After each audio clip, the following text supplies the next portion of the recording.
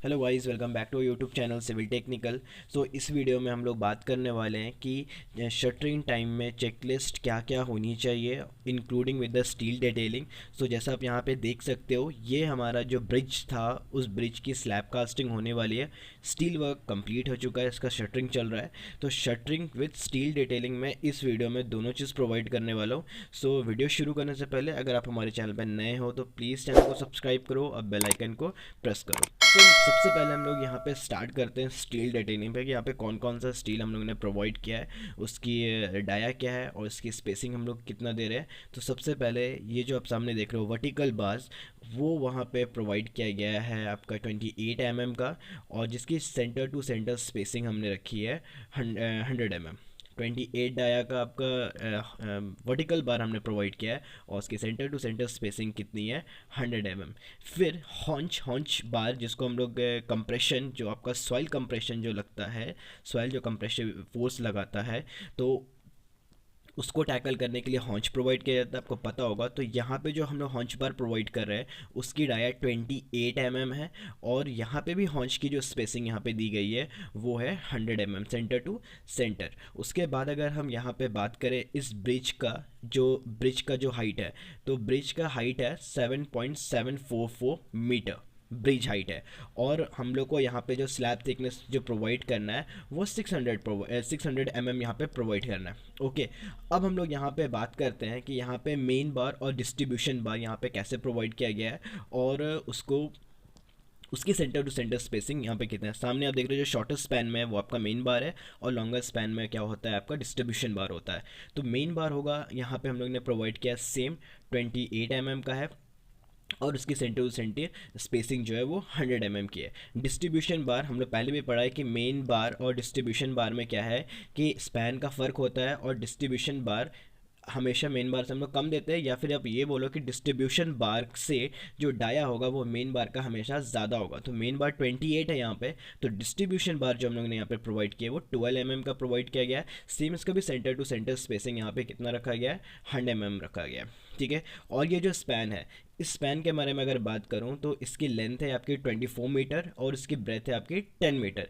यानी ये कि ब्रेथ के तरफ में जो हम लोग ने बार बिछाया है वो होगा आपका मेन बार, क्योंकि वो शॉर्टेस्ट स्पैन में है, और आपका जो लेंथ की तरफ हमने बार बिछाया हुआ होगा वो है आपका डिस्ट्रीब्यूशन बार, क्योंकि इसका जो स्पैन है वो ज़्यादा है। लाइक इसमें 24 मीटर है और ब्रेथ जो आपका है वो है 10 मीटर।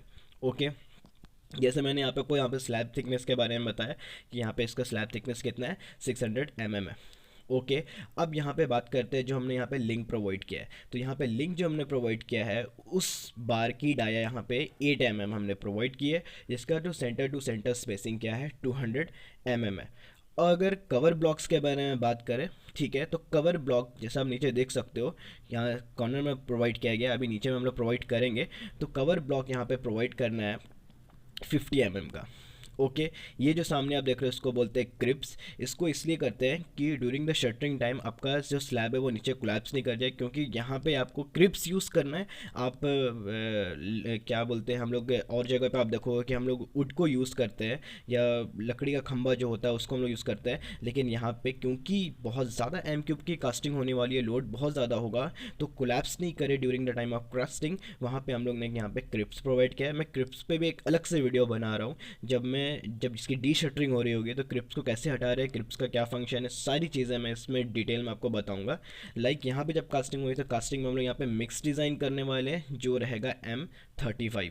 ओके, यहाँ पे फिर हम लोग ने जो जाहिर है कि हम लोग को यहाँ पे लैपिंग भी देनी पड़ी होगी। तो जैसे कि लैपिंग मैंने आपको बताया है कि स्टैंडर्ड हम लोग कितना लेके चलते हैं 50 mm, तो यहाँ पे भी जो हमने लैपिंग दिया है वो हमने क्या किया है 50 mm का दिया है। अब यहाँ पे बात करते हैं कि चेकलिस्ट क्या क्या होना चाहिए जब आप शटरिंग आपकी कंप्लीट हो रही हो, आपको क्या क्या ध्यान देना है।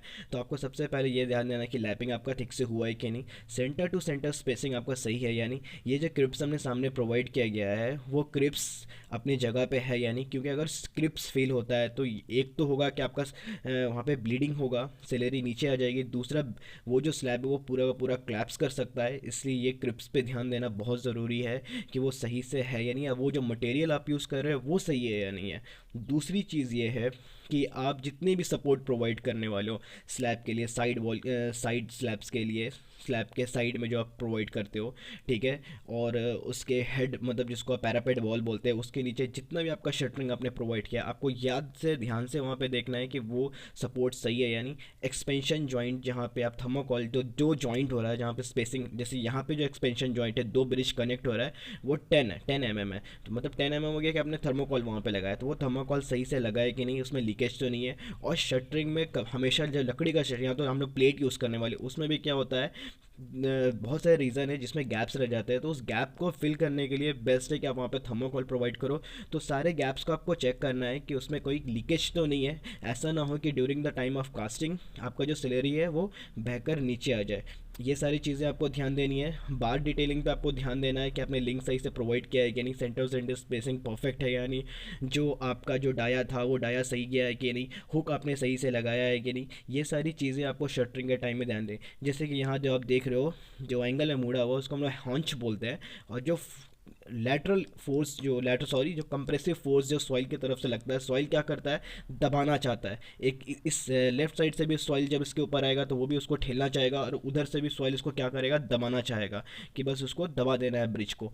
तो उसको टैकल करने के लिए हम लोग को हॉन्च बर प्रोवाइड करना था। फिर हॉन्च में भी आपको ये ध्यान देना है कि सेंटर टू सेंटर स्पेसिंग वहाँ पे सही है या नहीं। Cover blocks, most important thing, आपको ये ध्यान देना है कि कवर ब्लॉक सही से प्रोवाइड किया गया है या नहीं। 50 mm पे हमें प्रोवाइड करना है थ्रू आउट, साइड पे भी, नीचे भी, मतलब टॉप बॉटम पे भी आपको ध्यान देना है कि वहाँ पे है या नहीं। अगर नहीं है तो फिर वहाँ पे आपको प्रोवाइड करनी है। तो ये वीडियो था आपके शटरिंग पे। अगर वीडियो अच्छा लगता है तो वीडियो को लाइक करो और चैनल को सब्सक्राइब करो। Thank you.